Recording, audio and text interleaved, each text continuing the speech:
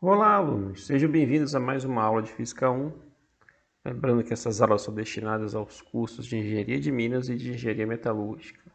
Bem, pessoal, continuando ainda na questão de leis de Newton e aplicações, hoje vamos falar de um exemplo bem interessante, que é a ação da resistência do ar, né, da força de arrasto linear.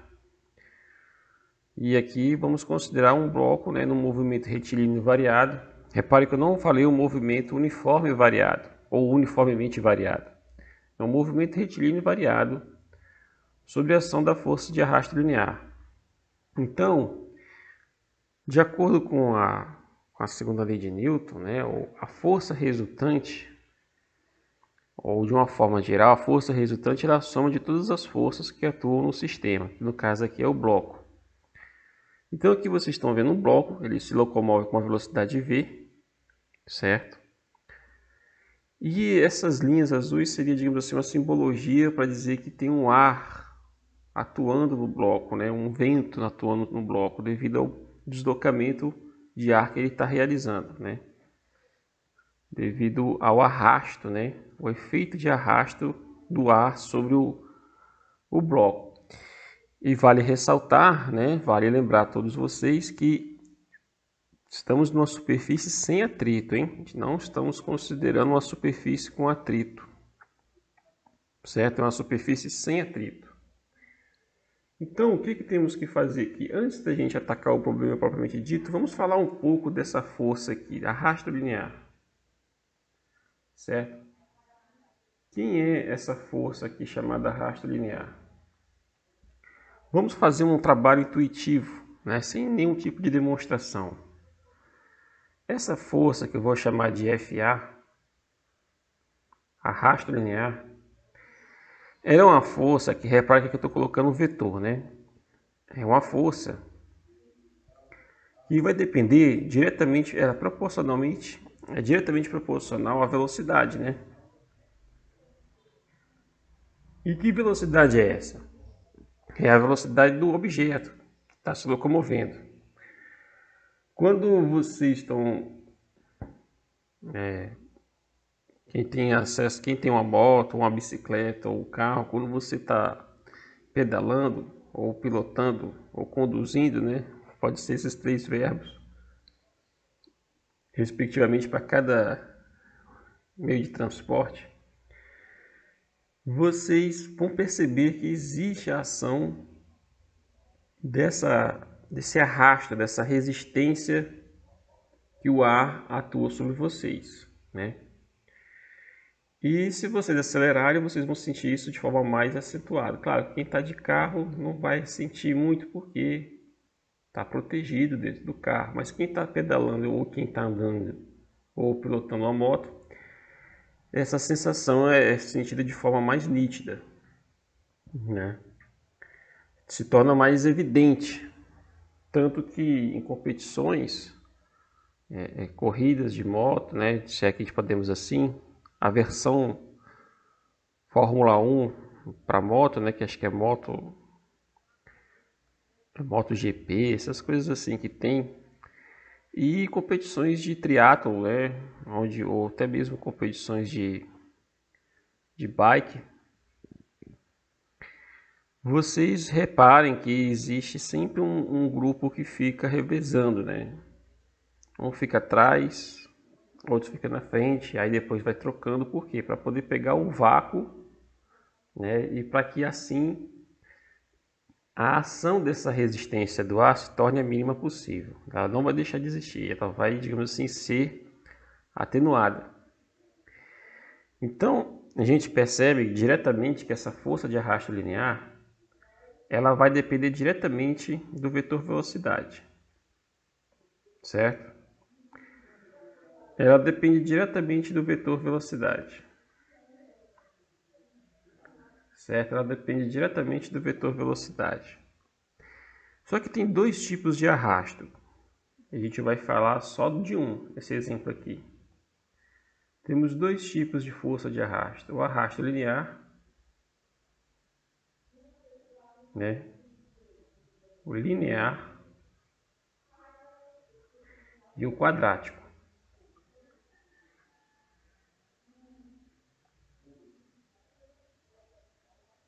Esse aqui, pessoal, não vamos comentar sobre esse. Aqui no nosso problema, vamos falar simplesmente do linear. Por quê? Porque isso aqui é complicado demais. Por que ele é complicado demais? Porque é esse camarada aqui que vai gerar regimes caóticos.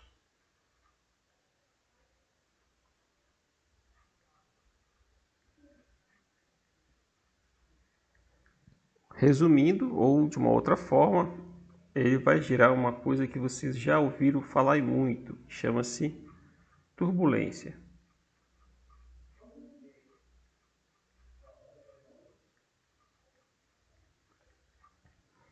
E a turbulência é um assunto muito complexo que eu não vou tratar com vocês, certo? Isso aí fica para o curso de hidrodinâmica, ok?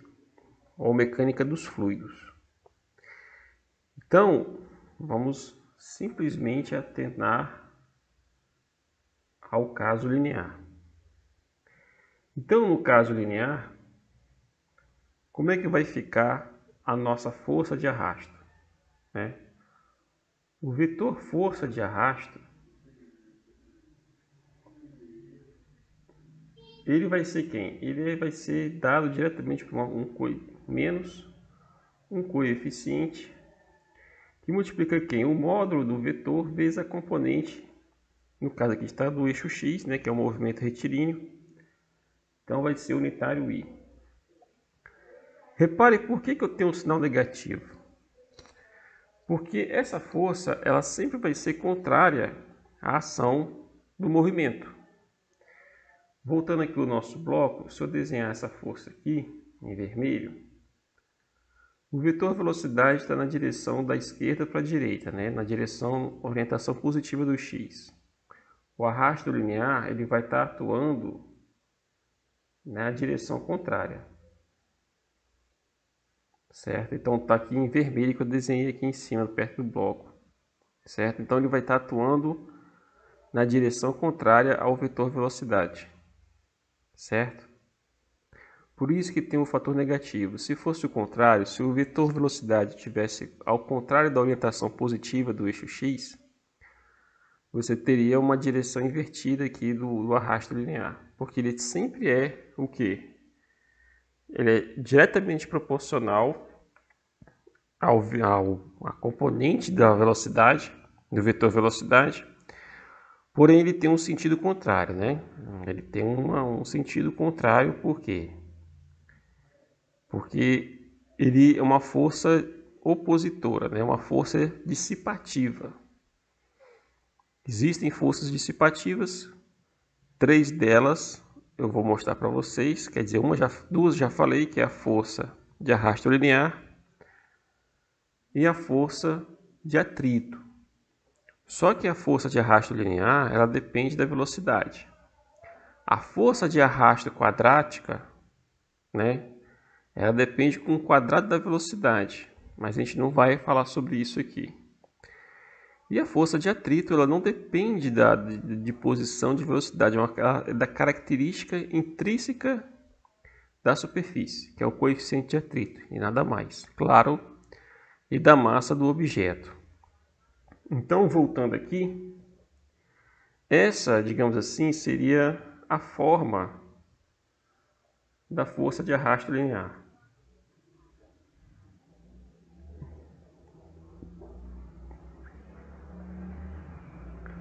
Arrasto linear.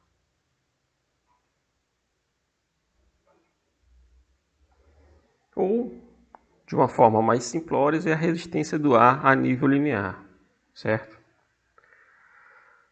Como que a gente vai escrever a equação de movimento agora? Vamos fazer o que a gente faz, o que eu mostrei para vocês ao longo dessa parte do curso de dinâmica, né? Do curso de física 1. Diagrama de forças. Então, fazendo o diagrama de forças, eu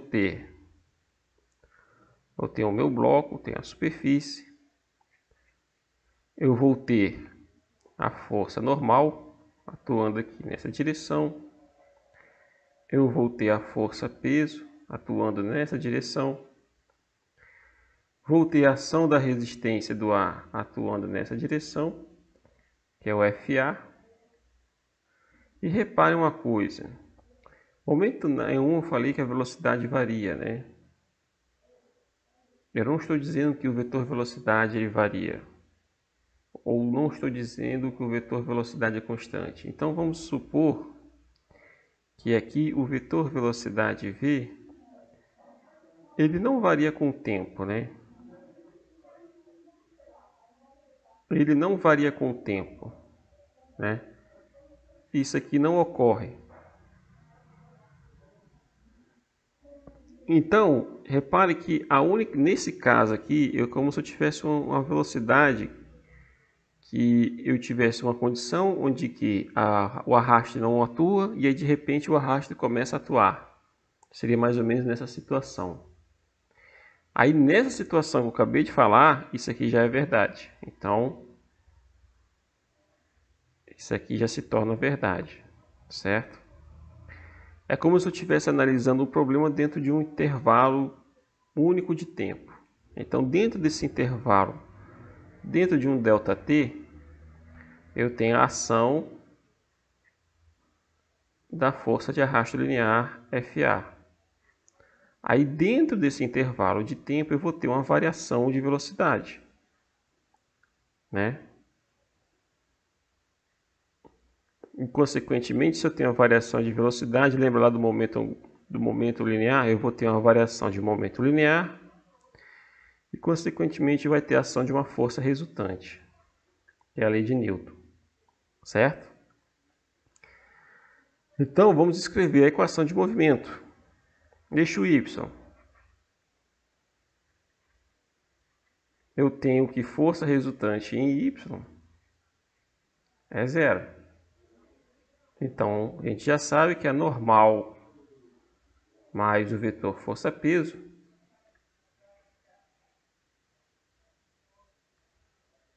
o vetor normal mais o vetor força-peso é igual a zero. E aí, a gente já mostrou várias vezes que nesse caso teremos que a normal vai ser a massa do bloco vezes a gravidade, né? Isso aqui já é um fato bem conhecido de todos vocês. Então a gente tem esse resultado aqui. Normal é igual a massa vezes a gravidade, componente da força normal, né? E no eixo X, que é o que interessa a gente, né? No eixo X,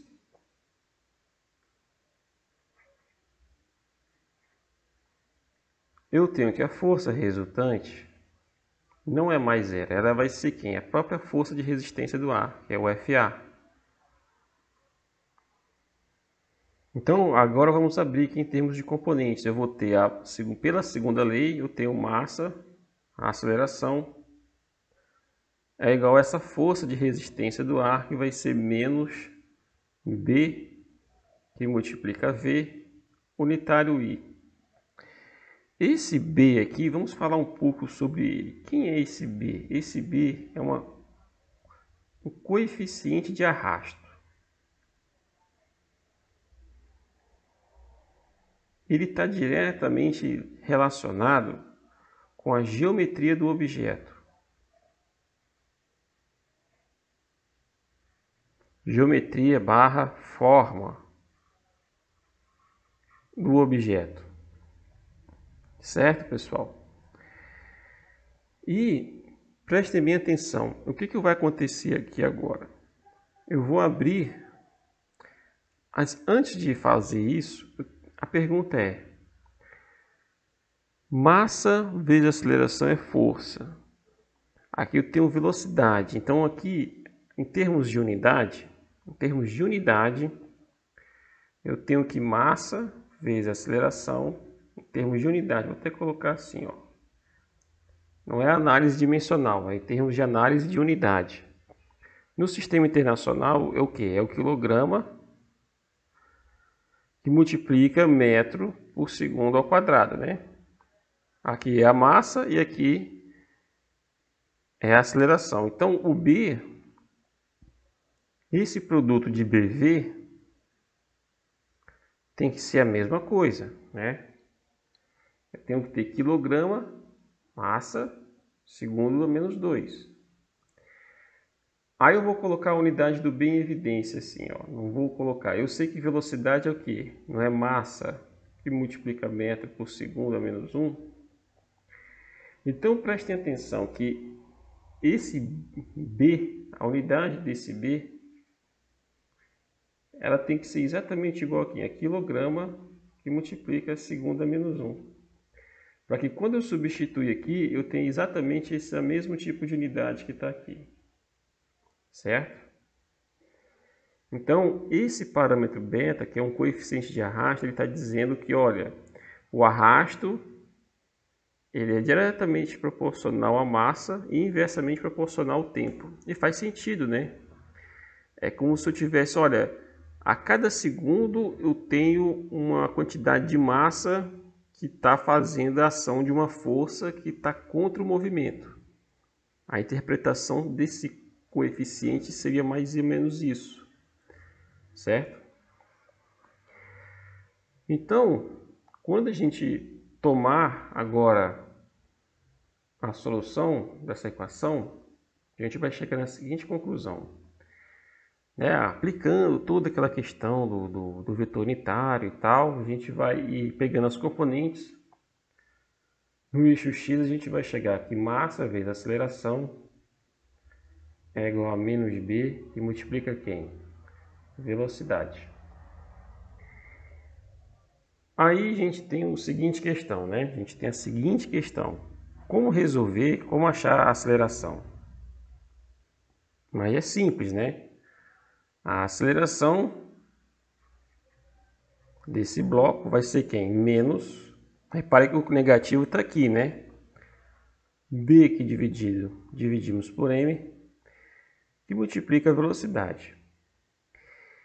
Agora temos uma nova grandeza que chamaremos de beta, né? Aqui eu vou chamar de B sobre m, eu vou definir isso aqui como sendo um parâmetro beta.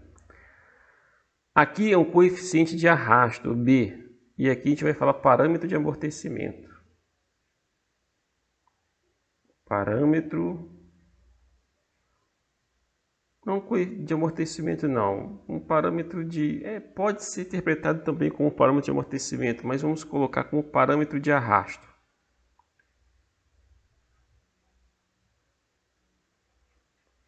Alguns outros livros, alguns outros autores, eu vou chamar esse camarada aqui de uma outra coisa. Eu vou colocar até entre aspas, que é o tal do tempo característico. Certo? Ou frequência característica. Na verdade não é tempo, é frequência característica. É uma frequência característica.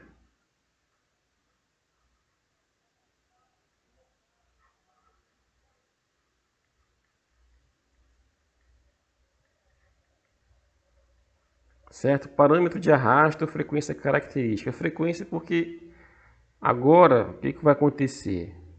O beta a gente viu que é quilograma por segundo a menos 1. O B é segundo a menos 1, quilograma segundo a menos 1. Quando você divide por massa, a unidade de quilograma some e fica segundo a menos 1, certo?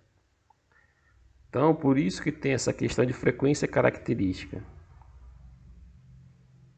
Porque o beta, a unidade desse parâmetro beta aqui, que é o parâmetro de arrasto, ele vai ter a unidade de segundo a menos 1, certo? Que é uma espécie de frequência. Só que aí alguns livros, alguns autores, chama de parâmetro de arrasto, outros chamam de frequência característica. E tem alguns outros atores, alguns outros livros, alguns outros textos que vocês irão ver também um termo chamado tempo característico, que é um tal onde é o inverso de beta, que é chamado de tempo característico porque é o inverso do período, né? A frequência é o inverso do período, então se você quer achar o período, você vai achar o tempo característico também. Mas isso é uma outra discussão que a gente não vai entrar em detalhes. Isso aqui é só, digamos assim, uma apresentação desse coeficiente aqui, desse parâmetro de arrasto. A grande questão agora é resolver agora esse problema aqui, ó. Eu achei a aceleração. Na verdade, se o problema fosse para determinar só a aceleração, já estava resolvido. O problema é esse. A aceleração vai ser igual a menos beta e multiplica v. Repare que aqui esse problema ele me dá uma resposta que não é que esteja errado, mas se eu não souber qual é a velocidade do objeto, eu não sei qual é a aceleração. Então, repare o seguinte, o problema não está errado, mas ele não está completo, porque eu preciso saber como é que a velocidade vai variar com o tempo, certo? E de cara a gente já percebe que essa aceleração não é constante, né? Note que a aceleração não é constante.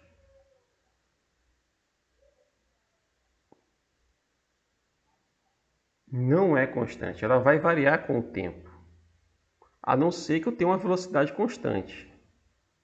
Se eu tenho uma velocidade constante, eu tenho uma aceleração constante. Mas não é o caso, porque, voltando aqui em cima, o que a nossa intuição física diz aqui? Se eu não tenho atrito na superfície, mas eu tenho ação de uma força devido ao vento, o que vocês acham que vai acontecer com esse bloco? Ele vai diminuir a velocidade. Claro que ele não vai parar com a mesma, digamos assim, o tempo que ele vai levar para parar, para que o movimento dele se torne praticamente nulo, ou seja, a velocidade seja zero, esse tempo vai ser muitas e muitas vezes maior comparado se eu tivesse uma superfície com atrito, certo? Aqui a superfície é sem atrito. Nesse caso, você vai ter o que? Uma variação negativa da velocidade. Por isso que a aceleração deu negativa, porque essa aceleração ela está o que? Freando o movimento. Ela está contra o movimento, certo? O vetor velocidade está numa direção e o vetor aceleração está em outra direção, contrária ao vetor velocidade. Então a aceleração não é constante no tempo e contrária à velocidade.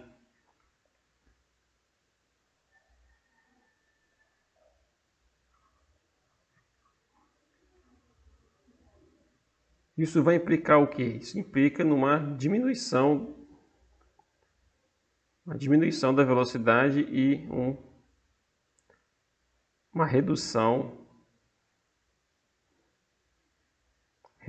da velocidade. Até o quê? Até o bloco parar. Mas aqui a gente está considerando uma situação bem ideal, onde tem uma superfície bem lisa, certo? Então, esse tipo de solução, é como eu falei, não está errado, desde que eu tenha conhecimento de como é que é a velocidade. Se eu tiver o conhecimento da velocidade, como é que é os valores da velocidade para cada tempo, ok, mas se eu não tiver, aí eu não consigo, digamos assim, definir como que a aceleração vai variar com o tempo, certo? Mas a princípio o problema estaria resolvido, né? É só, vamos supor, você vir com um aparelho e medir os valores de velocidade. Um velocímetro, por exemplo, é isso que ele faz.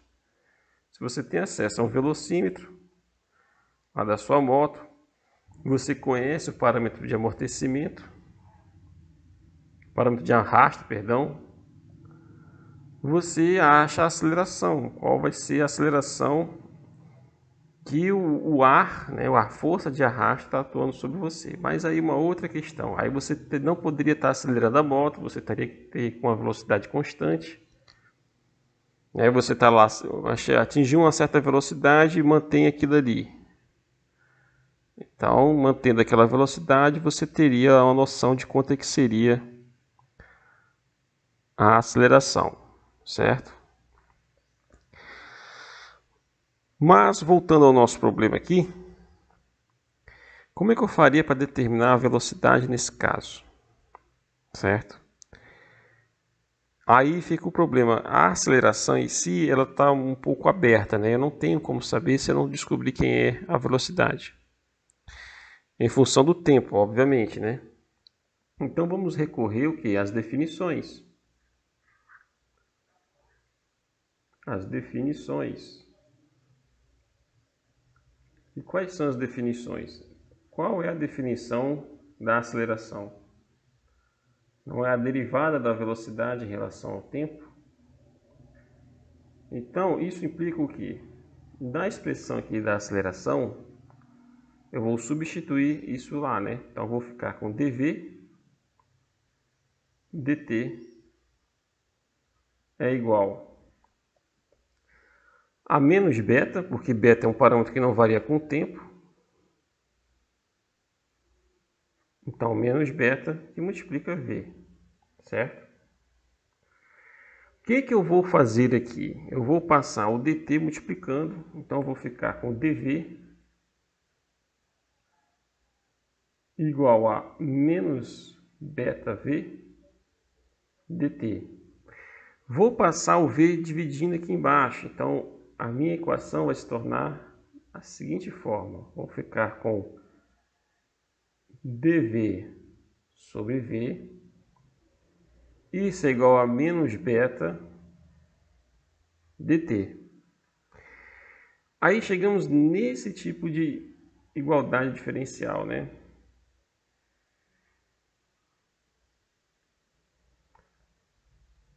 Como é que eu vou fazer agora para achar a função da velocidade dentro do contexto onde tem um arrasto linear?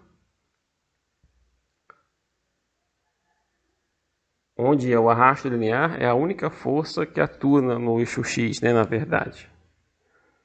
É a única força resultante que realmente é responsável por provocar o que uma variação, provocar uma aceleração e consequentemente provocar uma variação de velocidade. Nesse contexto, pessoal, a gente tem que fazer o seguinte: temos que trazer uma integral, né? Ah, Francisco, mas eu não sei quais são as condições iniciais. Nesse caso, sempre vocês vão fazer a seguinte situação. Eu vou tomar o objetivo e achar quem? É uma velocidade em função do tempo, né? Esse é o objetivo. Então, o que eu tenho que fazer? Ao integrar essa expressão aqui em cima, eu vou integrar de uma velocidade inicial até uma velocidade final. dv sobre v. Isso tem que ser igual a quem?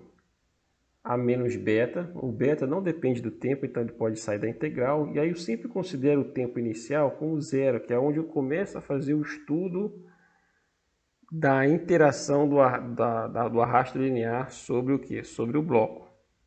Certo? Eu comecei a fazer o estudo. Eu quero saber, a partir do tempo original, o tempo inicial, né, o tempo inicial que eu vou tomar como zero, que vamos supor é o início do movimento, né, o início entre aspas do movimento, até um tempo t genérico, maior que zero,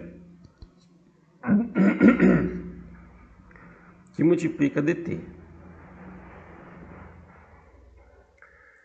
Então, integrando essa expressão aqui do lado esquerdo, eu vou fazer o seguinte, ó, vai ficar ln, que é a integral de 1 sobre v dv ln, da velocidade. E aí vai ser, o limite de integração vai ser a velocidade inicial e a velocidade v.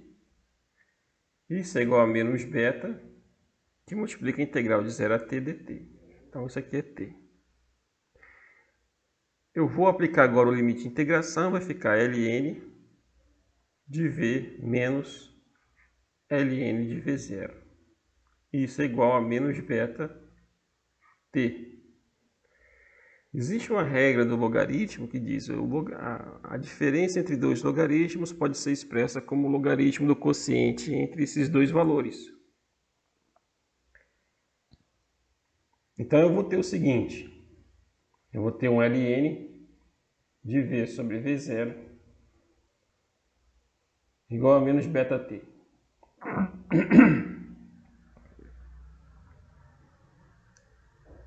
Só que eu quero o quê? Uma velocidade em função do tempo, né? Eu quero isso aqui. Não quero o valor do logaritmo, eu quero uma velocidade em função do tempo. Como é que eu faço para tirar esse logaritmo? Eu vou aplicar a função inversa, que é o exponencial, né? Então eu sei que a velocidade, eu vou ter uma velocidade v divididos por uma velocidade v0. Isso é igual a quem?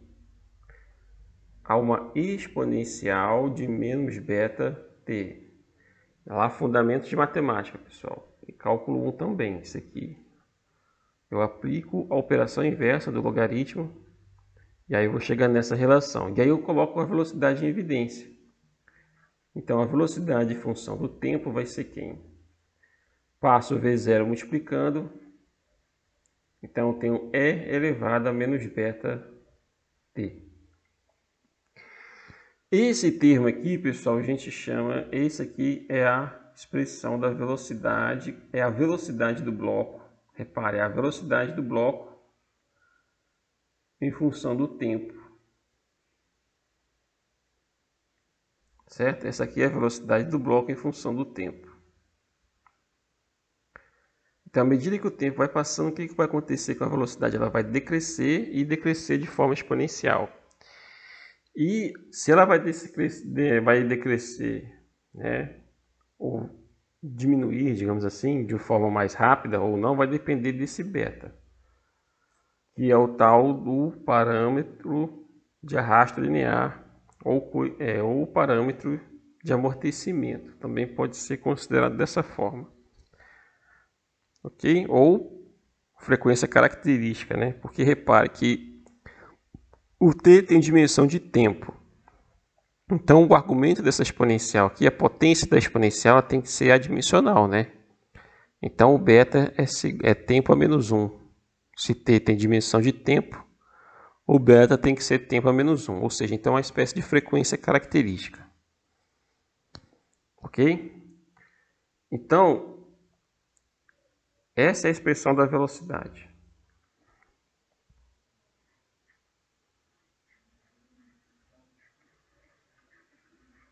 Então, uma vez que eu descubro a expressão da velocidade, eu posso muito bem pegar e voltar aqui em cima na expressão da aceleração e substituir esse valor, né? Então, eu vou ter menos beta, então a aceleração seria menos beta, que multiplica esse termo aqui, certo?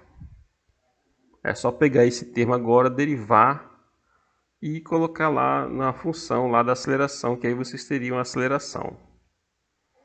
Ok? Então, isso aqui é a velocidade.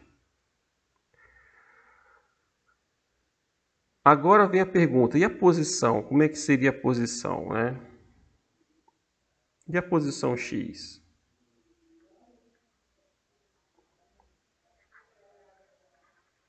E a posição x? Como é que seria? Como é que eu determinaria um x em função do tempo? O x em função do tempo. Repare que aqui agora não temos mais aquela regra do movimento uniforme. Já está aparecendo coisas estranhas, já coisas, digamos assim, não é que é estranhas, mas coisas que não estão dentro do regime de um movimento uniforme ou de um movimento uniformemente variado, certo? Nesse caso aqui, o que a gente vai fazer agora? A gente vai aplicar novamente a definição, né? E qual é a definição? Velocidade é a derivada de x em relação ao tempo. E aí eu vou substituir aqui na expressão da velocidade. Então vai ficar dx dt é igual a v0 e elevado a menos beta t. Vou fazer o seguinte, ó, vai passar. Eu vou ter dx de um lado, v0 e elevado a menos beta t e multiplica dt do outro. Novamente vou ficar com essa igualdade diferencial aqui, ó.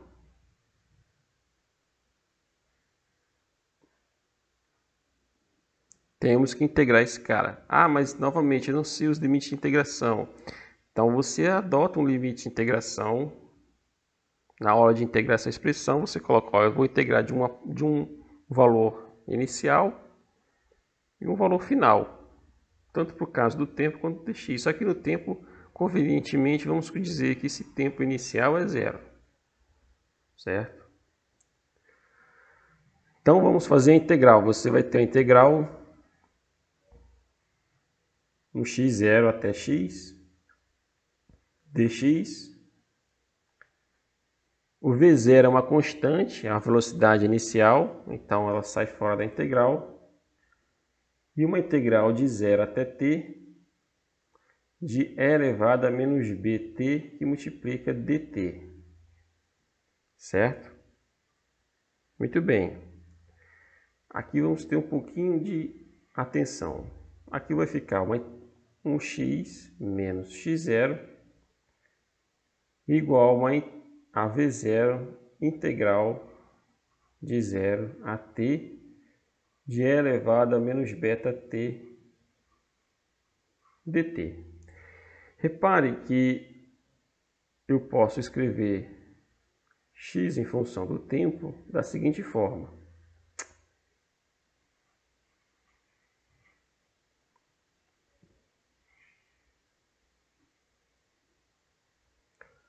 O x em função do tempo da seguinte forma. De novo.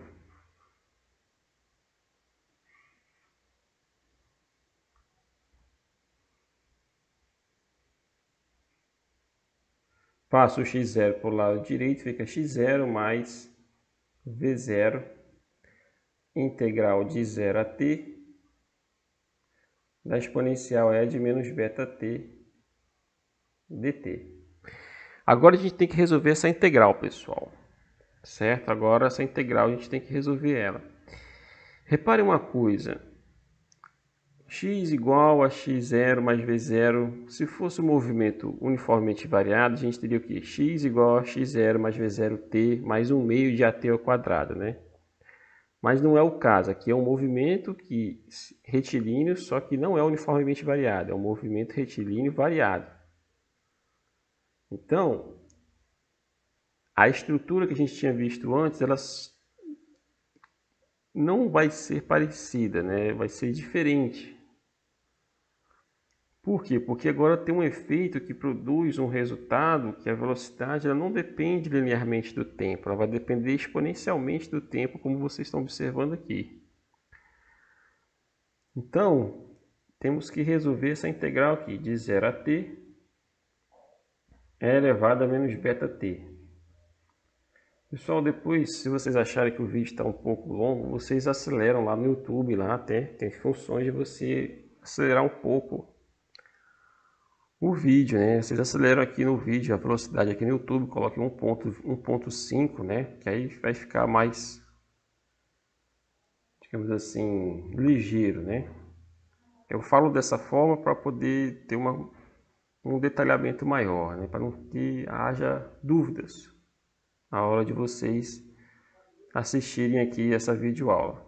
Então essa integral vai ser o seguinte. Primeira coisa que eu tenho que perguntar é qual é a função cuja derivada dá e elevado a menos beta que multiplica o tempo. Então eu vou ter o quê? Essa função tem que ser o quê? Tem que ser um menos, porque quando eu derivar, esse menos beta vai descer. E aí menos com menos vai dar mais. Eu tenho que ter um e elevado a menos beta t, porque é uma exponencial, e aqui embaixo eu vou ter que ter um beta, certo? Derivem essa função que eu estou colocando aqui para vocês. Vocês vão ter exatamente o que está dentro da integral, certo? Então, esse aqui é o resultado da integral. Aí a gente vai aplicar o limite de integração, que vai ser de 0 até t. Esse fator menos aqui ele vai ser importante. Então vamos colocar da seguinte forma: menos 1 sobre beta, que multiplica quem? Que multiplica, aí a gente aplica o limite de integração, vai ser uma exponencial.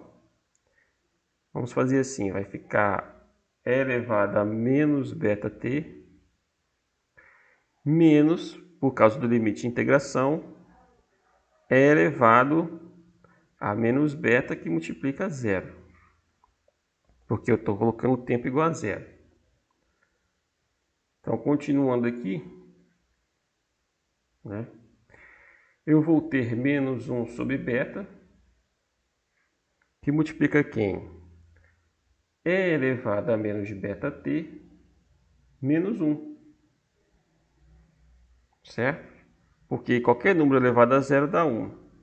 Resumindo, eu posso trocar o sinal negativo, né, passar para dentro, vamos ter um menos 1 aqui multiplicando, e aí vai inverter o sinal. E aí eu posso reescrever que a minha integral é isso aqui, ó, é 0.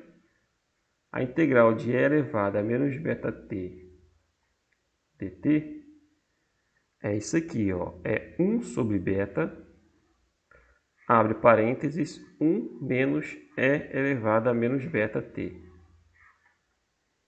Essa é a integral. Opa, descobri a integral. Então eu vou voltar aqui na expressão, que é essa aqui. Essa expressão que a gente tinha encontrado antes. Certo? E vou substituir aqui na integral, né? Para não confundir, vou só fazer isso aqui, ó. Eu volto nessa expressão aqui e substituo o valor da integral. E aí eu vou ter aqui o meu x, colocar em vermelho. Então o meu x em função do tempo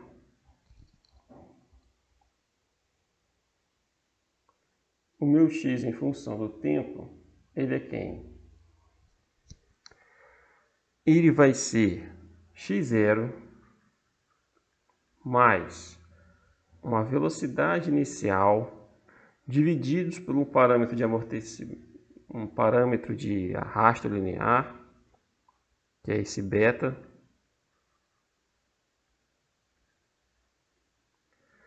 que multiplica quem? Que multiplica 1 menos e elevado a menos beta t. Essa é a expressão da posição, certo? Essa é a expressão da posição.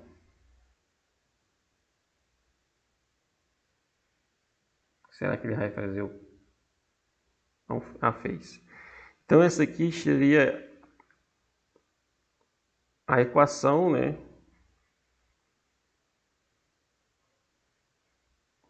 da posição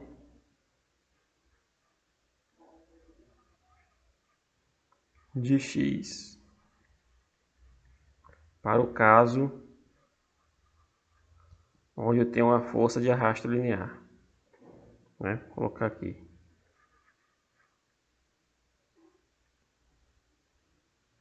Arrasto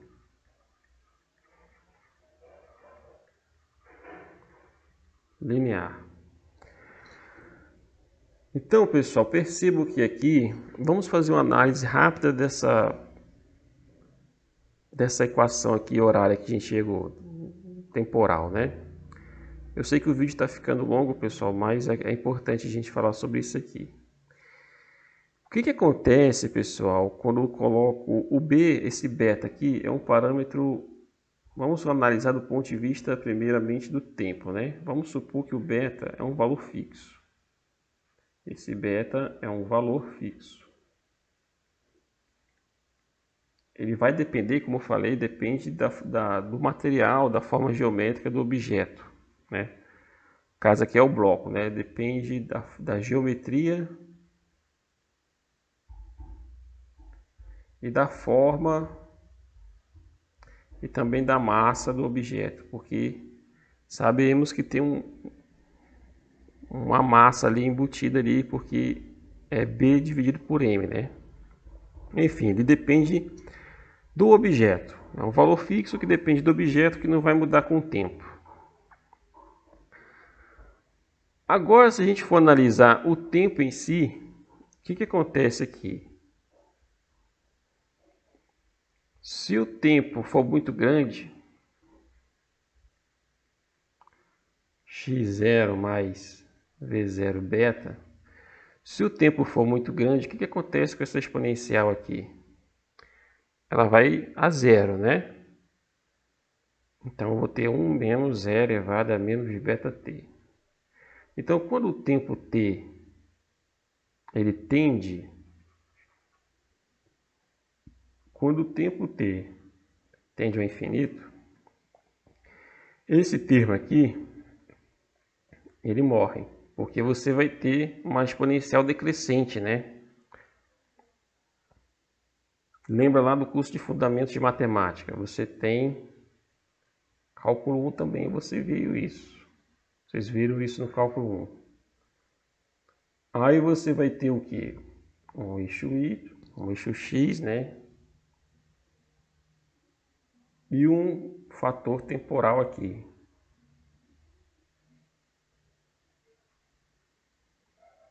Então, à medida esse fator aqui é elevado a menos beta t, quando o tempo t for muito grande, o que vai acontecer?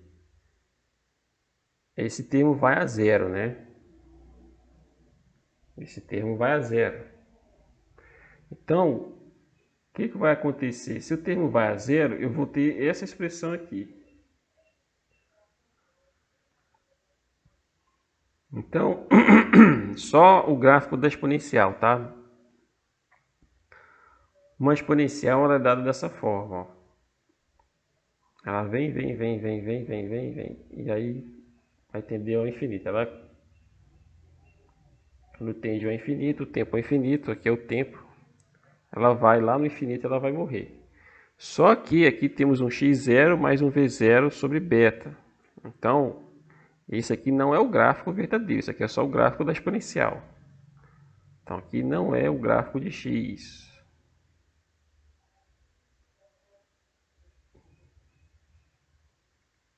Não é o gráfico final de x. Fica bem claro. O que acontece aqui quando o tempo vai para o infinito? Esse termo aqui vai a zero. Então, o termo E menos beta t, ele tende a zero.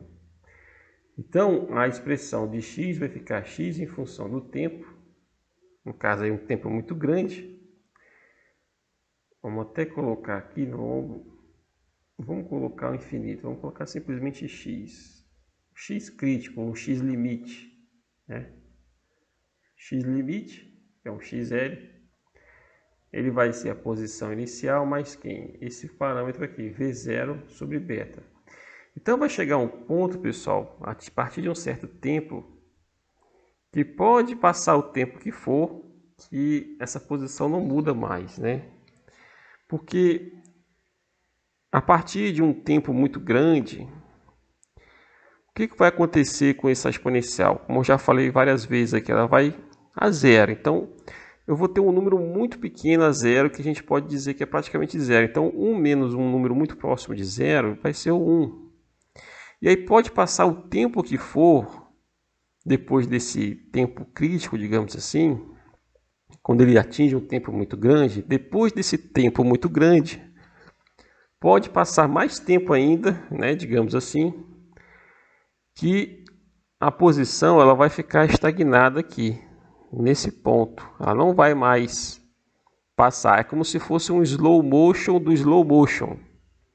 Certo? Chegou um ponto em que a posição não avança mais, porque a velocidade, se a gente for ver aqui em cima, ó, como é que é a expressão da velocidade? Também uma exponencial decrescente, certo? Então é como se eu estivesse reduzindo a velocidade ao ponto que ela fique igual 10 vezes menor, ou mil vezes menor que a velocidade de uma lesma, né? Uma tartaruga seria uma Ferrari diante disso. Então, vai chegar um ponto que a velocidade vai ser tão pequena, o que vai acontecer com a posição? O deslocamento da posição vai ser praticamente nulo. Ele vai chegar nesse ponto, nesse limite aqui, né? Isso aqui é um L, tá, pessoal? Eu chamo de um X limite ou um X crítico. Quando ele atinge essa posição, a variação dela não vai ser mais, não vai ocorrer mais variação. Então ele vai ficar estagnado. Ele vai ficar parado nesse ponto, certo? Então ele cresce, cresce, cresce à medida que a exponencial, se o tempo é muito curto,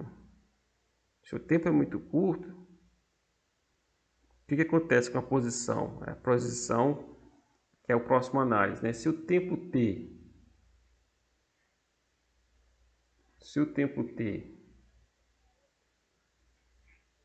tende a zero, ou é zero, vamos colocar zero, né? Tende não. Se o tempo t é igual a zero, o que acontece com a expressão da velocidade aqui em cima? A velocidade é a própria velocidade inicial, né? Cadê? Aqui a velocidade vai ser a própria velocidade inicial, ou seja, quando se estuda efeito de arrasto, eu tenho que ter uma condição inicial de que minha velocidade não pode ser nula, porque não faz sentido. Como é que uma força de arrasto vai atuar num objeto que está parado, que não desenvolve nenhum tipo de movimento? Então, não faz sentido ter uma velocidade inicial zero aqui. Ela tem que ser diferente de zero. Pode ser negativa? Pode. Pode ser positiva? Pode. Mas ela tem que ser maior que zero. Quer dizer, ela tem que ser diferente de zero. Ela não pode ser nula. Certo? É uma condição essencial para que se tenha um movimento onde você vai ter o efeito do arrasto linear. Certo, pessoal? E aí, nessa situação, o que vai acontecer? Eu tenho praticamente que a posição, né, o x de zero vai ser o quê? Aí quando eu colocar um t aqui na exponencial, vai ficar e elevado a zero. E elevado a zero é quem? É 1. 1 menos 1 dá zero. Então é exatamente o que eu tenho. Meu x no tempo zero é a posição inicial. Então a análise está batendo. Agora, pessoal, tem uma coisa que eu não vou... Isso aqui, pessoal, eu não vou falar com vocês, certo? Que é uma aproximação do termo exponencial. Quando vocês forem estudar, eu não sei se é no cálculo 4 ou no cálculo numérico, que é uma coisa chamada série de Taylor, aproximação de série de Taylor, que tem como você abrir essa exponencial uma aproximação de série de Taylor quando você pega um tempo t que tende a zero, ou seja, é um tempo t muito pequeno, não é zero, mas eu quero que ele se torne cada vez mais próximo de zero. E aí você pode fazer uma aproximação dessa exponencial de menos bt. Eu não vou demonstrar isso aqui porque está fora do escopo do curso de Física 1. Isso é lá para o curso de Mecânica Clássica, certo?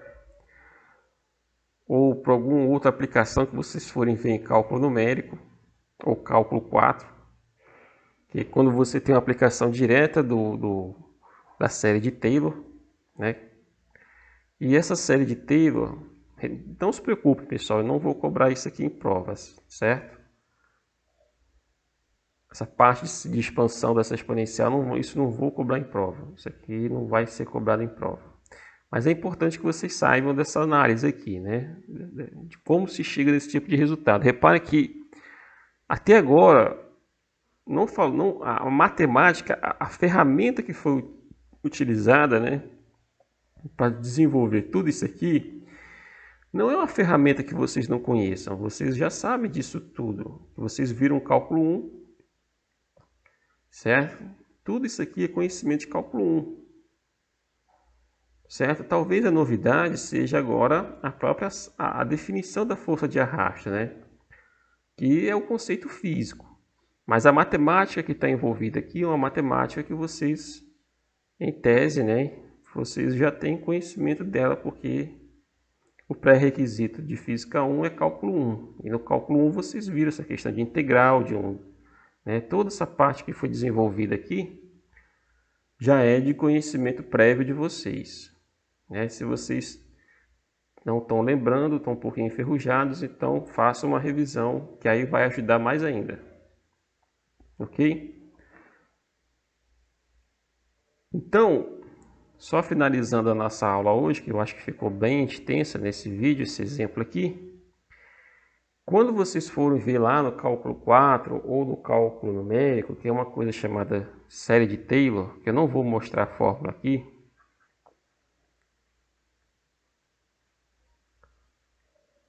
Série de Taylor, vocês vão ver o que? Que a gente pode abrir esse termo E elevado a menos beta B, a gente pode fazer uma aproximação dele. Aí, a aproximação dele vai ser o quê? Uma aproximação, eu tenho uma curva dessa aqui, como vocês estão vendo, vamos supor que seja isso aqui. Isso aqui é o exponencial, né? Vou até apagar o x. Essa curva aqui até que veio a calhar. Então, aqui é um gráfico da exponencial. E elevado a menos beta t. E aqui é o tempo, certo? Isso aqui é o x, vamos supor que seja uma função y desse jeito. Uma constante, um y0, tá. E aí o que acontece? À medida que o tempo vai passando, eu tenho isso. Só que se eu pegar um tempo t muito pequeno, por exemplo, bem aqui, eu vou ter o quê? Que essa curva ela vai me aproximar a um outro tipo de curva, certo? Vai ser como se fosse uma reta. Uma reta de inclinação negativa, porque eu tenho o quê? Uma reta decrescente, né? E essa reta decrescente seria uma função do primeiro grau. Então, eu teria uma aproximação de primeira ordem dessa exponencial de E elevado a menos beta t. Certo? Que aí isso daria o quê? Isso aqui daria 1, certo? Menos quem? Menos beta, que multiplica t. É isso mesmo. Se eu abrisse um pouco mais essa expressão aqui, ó. Se eu abrisse um pouco mais essa expressão aqui, essa expressão não, esse intervalo de d, esse deltazinho t, se eu fizesse um pouco maior, aí aqui essa curva já não seria mais uma reta, ela teria uma cara de algo meio parabólico, né? Claro que eu estou fazendo tipo uma forçação de barra aqui, né, pessoal? Porque a gente não consegue ver isso aqui visualmente, né? Teria que dar um zoom bem grande para enxergar isso. E aí, isso aqui seria um caso, se eu quisesse fazer uma aproximação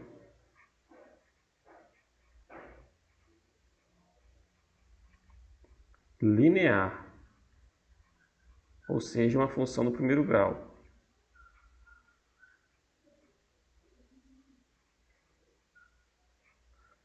Se eu quisesse uma aproximação quadrática ou de segunda ordem, eu teria isso aqui, ó. Continuaria esse termo, certo? Aí teria E menos beta t, ficaria 1 menos bt, e aí teria o que presente aqui? Aí eu teria mais, certo? Aí ficaria quem? Beta sobre 2t².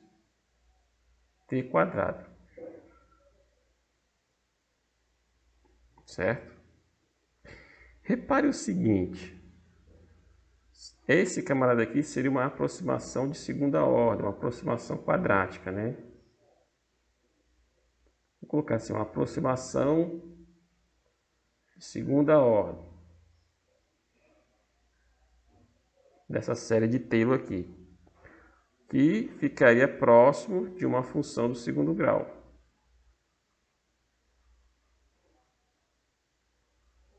Gente, não se preocupem que isso aqui que eu estou falando eu não vou cobrar em prova, isso aqui é só uma curiosidade para que vocês saibam como que vocês vão aplicar esse problema aqui de série de Taylor no futuro, certo? Quem não quiser assistir isso aqui depois, é só chegou aqui nessa parte aqui, ó,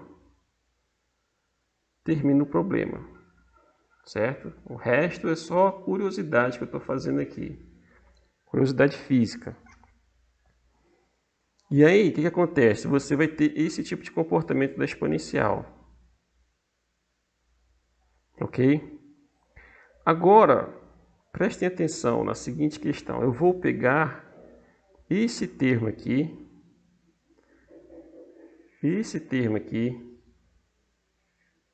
que vocês estão observando, e vou substituir na expressão da posição. Vocês estão vendo a posição aqui em cima, em vermelho? X de t igual a x0 mais v0b menos isso. Então, onde tem e elevado a menos beta-t, eu vou colocar isso aqui. Ó. Isso aqui é uma aproximação, não é uma igualdade, é uma aproximação. Eu estou dizendo que quando o meu intervalo de tempo, ΔT, é muito pequeno,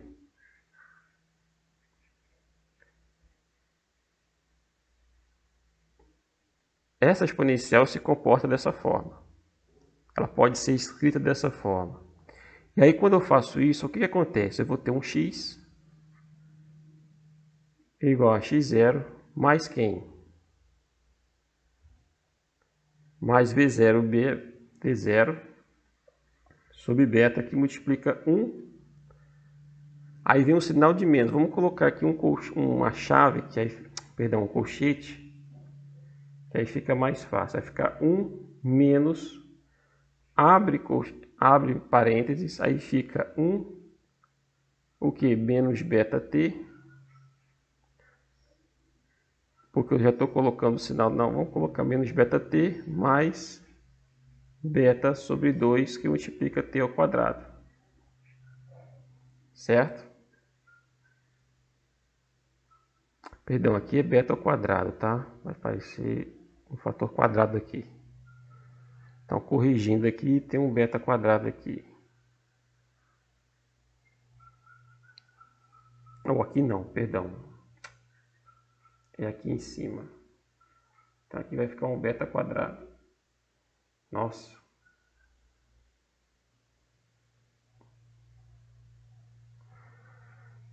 Ok? Então, o que eu vou fazer? Eu vou multiplicar agora isso aqui, né? Primeiro, aplicar o sinal negativo. Então, eu vou ter o que? O x em função do tempo é igual a x0 mais quem?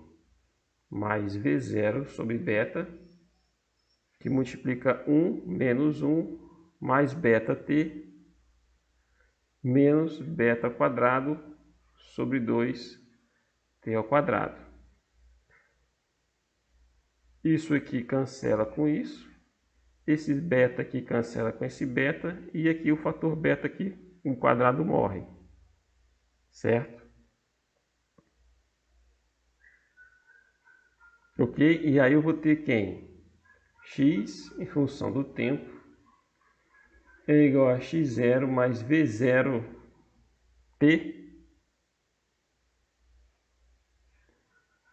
menos quem? V0, que multiplica beta sobre 2t ao quadrado. Esse camarada aqui, V0 beta, quem é esse camarada aqui? V0 é quem? É metro por segundo, né? Em termos de unidade. E o beta é segundo a menos 1. Então, o produto V0, né? O produto V0 beta é quem? É metro por segundo ao quadrado, né? Que é quem? É uma aceleração. Né? Então, o V0 beta é a aceleração. Então, pessoal, isso tudo aqui que foi feito foi para mostrar que quando eu tenho um intervalo de tempo pequeno, essa força de arrasto linear ela vai gerar uma solução da posição com função do tempo que é dado por essa expressão aqui. Gente, repito e digo, isso aqui eu não vou cobrar em prova, tá? Uma parte supostamente, se algo dessa videoaula cair em prova hoje, ela termina bem aqui, ó. Bem aqui, nessa análise aqui. certo? Tudo que está dessa parte aqui para baixo é só uma curiosidade de série de Taylor. Por quê? Porque isso aqui é uma coisa que eu preciso falar para vocês, porque é dentro do contexto da física 1 que a gente está abordando, né? Que é movimento uniforme. Quer dizer, não é um movimento uniforme, é um movimento uniforme, desculpa, é um movimento retilíneo variado, onde a gente está considerando aqui a presença do arrasto linear. Existe uma aplicação direta disso aqui, só que é um pouco mais complicado, né? É um pouquinho mais complicado, mas o princípio é o mesmo, né? O tratamento matemático talvez seja um pouco diferente, mas a base continua sendo esse aqui, que é o quê? Que é o caso do paraquedista, né? Ele está descendo em queda livre e aí ele aciona o paraquedas. Aí tem claro que aqui no caso a gente tem que considerar a força da gravidade, que a gente não considerou, a gente está falando um movimento horizontal, certo? Um movimento retilíneo horizontal de um bloco numa superfície lisa, mas o princípio do arrasto linear também vai influenciar nessa questão do paraquedas. Ok? Então perceba que a gente recupera aquela expressão lá do início da nossa disciplina de Física 1, que é x0 mais v0t menos. Por que apareceu o sinal negativo aqui? Era para aparecer, né? Tem que aparecer o sinal negativo. Porque a única força que está atuando no bloco é uma força que está fazendo com que o bloco pare, né? O movimento dele. Então é uma aceleração negativa, que vai ser dado v0 por beta, né? Repito, isso aqui é para o caso, né? Quando eu tenho um ΔT pequeno, intervalo de tempo pequeno. Para se eu tiver um ΔT muito grande, né? Muito maior que zero, aí eu não posso mais fazer essa aproximação. Essa aproximação seria para os primeiros segundos, por exemplo, onde o movimento começou a ser estudado, desse bloco aqui. Depois de um certo tempo maior, que não seja muito grande, né? Vou até apagar aqui porque aqui dá a entender de que é muito grande, né? Tempo considerável, tempo ΔT maior que zero, certo? ΔT maior que zero, eu teria esse tipo de resultado. Agora, para um ΔT que é muito maior que zero, ou seja, um ΔT que tende ao infinito, aí eu vou chegar a um ponto que eu vou ter esse tipo de resultado aqui, né? Quando tem, essa aqui seria uma expressão geral, né? Esse camarada aqui, vou fazer de outra forma. Esse camarada aqui seria uma expressão geral. Aqui você teria uma análise de quando t vai para o infinito e quando tem um tempo t igual a zero. Tempo t igual a zero, eu tenho isso aqui, certo?